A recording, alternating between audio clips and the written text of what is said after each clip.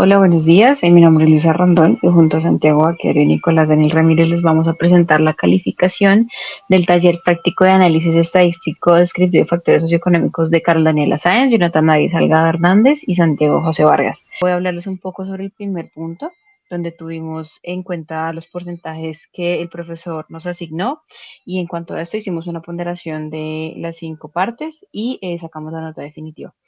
Entonces, en primer lugar, con el rigor técnico y estadístico, consideramos que hubo un uso correcto de las herramientas estadísticas. Sin embargo, pues vemos una carencia, digamos que en la parte de la justificación de la información, unas respuestas bastante cortas, pero un muy buen manejo de la inferencia en las gráficas.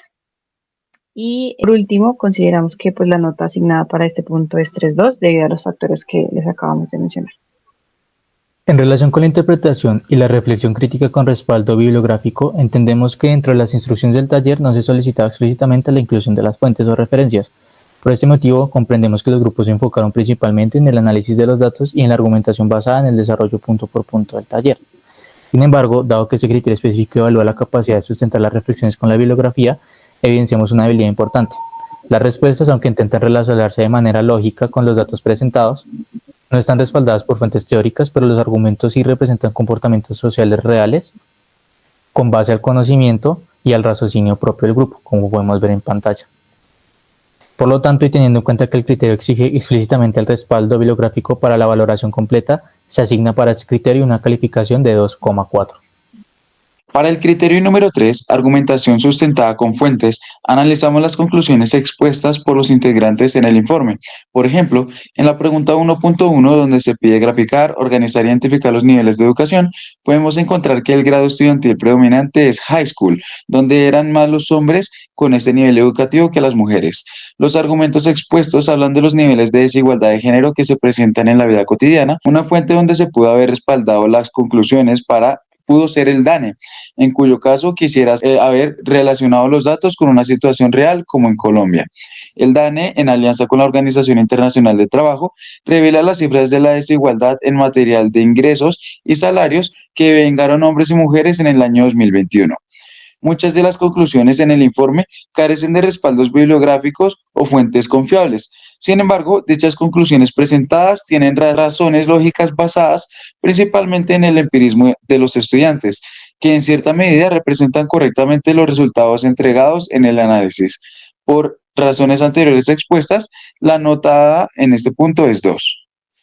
Continuando con el punto 4 sobre reproducibilidad de análisis, en este espacio queremos recalcar que el código está completo, digamos que está bien explicado en cuanto, por ejemplo, a este punto. Podemos ver que existen las líneas de referencia para la media, hay un buen uso también de las gráficas, aunque pues son parte de la solicitud que estaba en el taller.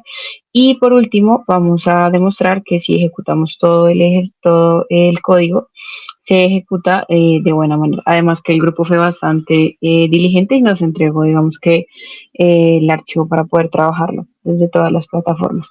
Entonces consideramos que la nota en este espacio es de 4.2. Por último, para el último criterio de evaluación, el informe presentado demuestra un buen manejo de la ortografía y una estructura gramatical funcional en las respuestas, lo cual permite una comprensión general del contenido. Un aspecto importante a mejorar es la organización del texto, ya que no se evidencia de forma clara la introducción, desarrollo y conclusión, y eso dificulta identificar con precisión la apertura y cierre del documento. Aún así, dentro del desarrollo se pueden inferir elementos introductorios y conclusivos en la argumentación.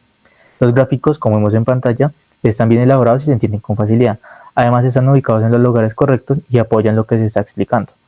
Sin embargo, el informe no incluye referencias bibliográficas, lo cual es fundamental para respaldar el análisis y mostrar que hubo consulta de las fuentes confiables. En cuanto a la presentación física del informe, se nota cierta desorganización, principalmente por la inclusión directa de los códigos, que puede dificultar la lectura para alguien que no está familiarizado con el tema. A pesar de esto, el análisis de los gráficos está bien argumentado y se nota que hubo una reflexión sobre el por qué y el cómo de lo que se presenta, tal y como vemos en este ejemplo del trabajo.